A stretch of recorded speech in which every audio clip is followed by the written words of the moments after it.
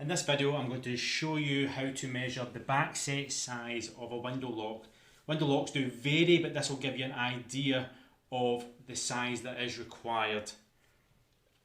So the backset size is basically the size from the edge of the rail, the front face of the rail, to the centre of the spindle hole or screw hole.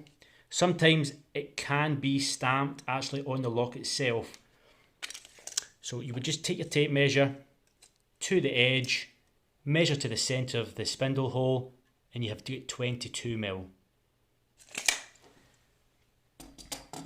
Another way to do this, if you can't remove the window lock from the window but can still open the window, is to make a pencil mark in the centre of the handle,